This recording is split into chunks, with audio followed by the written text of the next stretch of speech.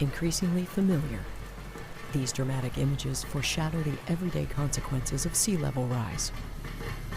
Flooding in coastal cities, already being reshaped by rising waters. You know, Miami and Miami Beach, these are areas right on the coast. That's why people want to live there. It's a great joy to be on the water. But you need to be cognizant. The data is definitely telling us that sea level is rising, and that rise is here to stay, and it's very likely to become worse. That's because climate change is altering and exaggerating tidal patterns, providing momentary glimpses of what's to come. Gradual and potentially devastating local impacts. Sea level rise isn't detected in one big wave. It's much more deceptive. It's not a surge that's gonna just one day appear. It's much more of a slow motion disaster that's sort of unfolding in front of our eyes, of this flooding where water is not supposed to be. It's not like we're gonna wake up one day and everything's underwater. William Sweet is an oceanographer with NOAA, the National Oceanic and Atmospheric Administration. He studies sea level rise, its causes and impacts. While Sweet points to a global average rise of 1 inch every 8 years, Bruce Mowery, the city engineer of Miami Beach, Florida, says he's designing solutions for water levels rising almost 5 times as fast. We're looking at about a 1 foot rise about every 20 years. And so what it means that within the next 40 years, we're expecting somewhere nominal about 2 feet. 2 feet of sea level rise in Miami Beach is very detrimental. To say the least, using information from a number of sources, including LIDAR elevation data from NOAA.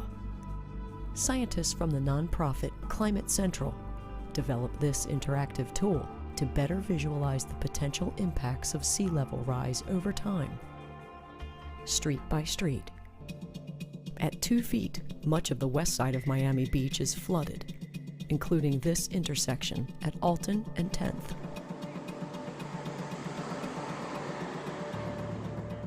A 4-foot rise inundates much of what's left. And it floods parts of Miami's financial district, across Biscayne Bay. Here at Brickell Avenue, between 14th and 12th Streets. 6 feet of water would leave sections of MacArthur Causeway underwater, isolating whatever remains of Miami Beach. And a rise of 7 or 8 feet of water would impact Miami International Airport.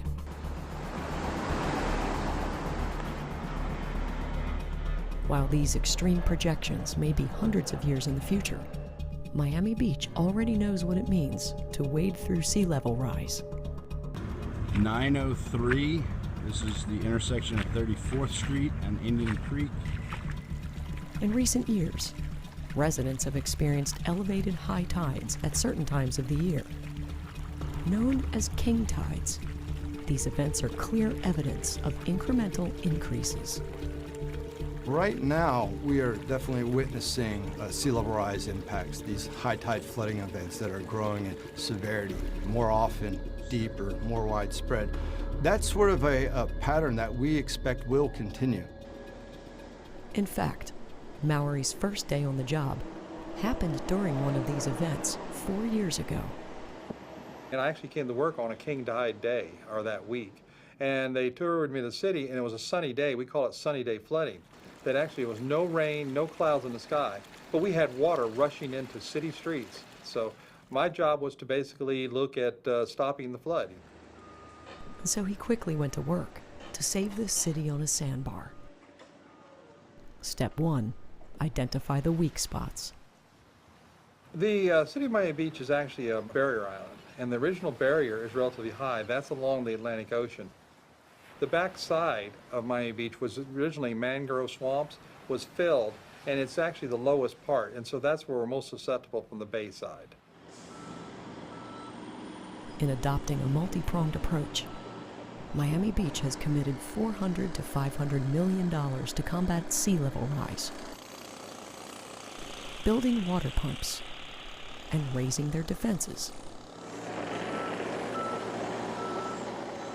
with the continual issue of climate change and sea level rise, we're seeing an increase of water level every year. We had to make changes to adapt to this future condition. What you're seeing here, we put a boardwalk initially to give some height, but we found that that wasn't protecting the city. What we've done here is we've increased the levels of our new seawall. The new wall you see in the background here is our new standards. This is good for approximately another 50 years, and we're going to see water levels challenging even that new seawall.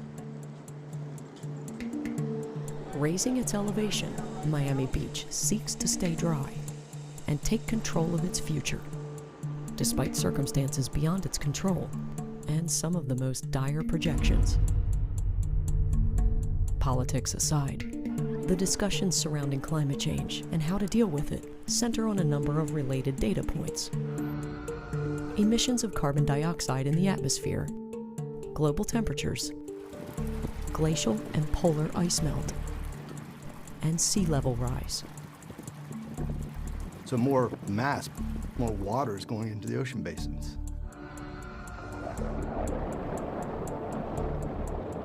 We can measure this. We actually have satellites that go around and orbit and tell where mass is actually changing.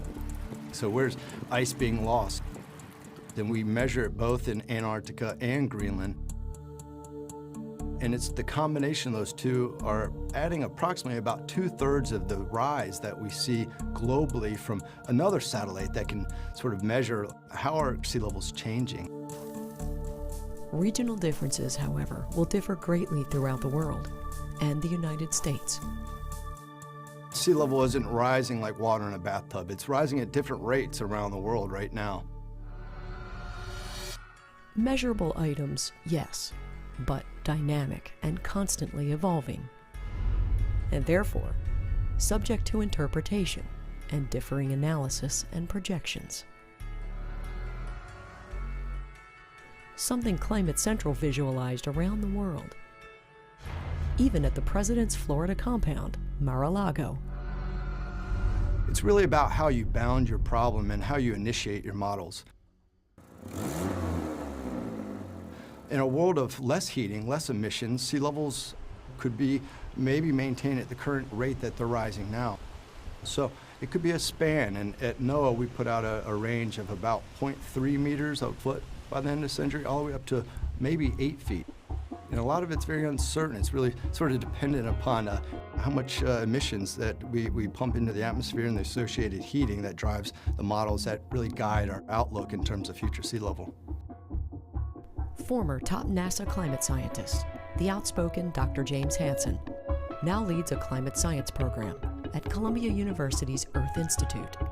As the lead author on the paper, Ice Melt, Sea Level Rise, and Superstorms, he suggests a greater probability for more extreme conditions, including higher sea levels, and sooner than most anticipate, even if global temperature rise is limited to 2 degrees Celsius above pre-industrial levels. Hansen's team looked at Earth's ancient past and concluded the modeling does not represent current reality. We show that from paleoclimate data that most ice sheet models are more lethargic than the real world, in which sea level is known to have risen rapidly many times. So instead of using an ice sheet model, we simply assume that when warming occurs driven by a growing climate forcing, the rate of ice melt will grow nonlinearly. According to their calculations, if fossil fuel emissions continue at high levels, we could see sea level rise of several meters and the loss of all coastal cities. That means huge financial costs. One real estate study claims property losses in Florida could be more than $400 billion by the year 2100. Another predicts 2.5 million Miamians could become sea level refugees and leave the area. No doubt sea level rise will alter infrastructure programs throughout South Florida, in part because of Florida's porous limestone foundation. Saltwater intrusions jeopardize underground fresh water supplies and is already impacting decisions on the placement of water wells and the use of more expensive desalination technologies. Back on the front lines of the fight, Miami Beach has no plans to surrender. The city's philosophy, our culture, is rising above. We believe that we can meet the challenge. And the challenge is not only in rising above, meaning elevation, it's rising to and withstanding the challenges that come with sea level rise due to climate change. That means adapting to new realities, utilizing new technologies, but not dismissing simple solutions. Building a road higher is not something that's never been done. We're here in Sunset Harbor in Miami Beach. This sidewalk we're staying on here today was the original elevation of this whole street. This was one of the lowest streets in the city of Miami Beach. We had periodic flooding occurring all the time in the main street and on this sidewalk. And so what we did is we've elevated the street by 1.5 feet. So we brought in dirt, we brought in soil, we built up a new platform. That's a building base of what we're going to do. We also had to renew all the infrastructure, put in all new lights and so forth. You can see that this was the existing, and this was the existing street. This is now the new street elevation. This is 30 inches that we've raised here. We felt like that was necessary to give this street at least another 30 to 50 years life. This is probably not the last time this street's going to be raised. That's because the lifespan of each project does not represent the lifespan of the community. The goal is to keep Miami Beach a vibrant, economically viable city for tourists and residents alike, long into the future. As the city engineer, I have complete faith that we can win. We can mitigate. We can survive. There is nothing here that we can't achieve.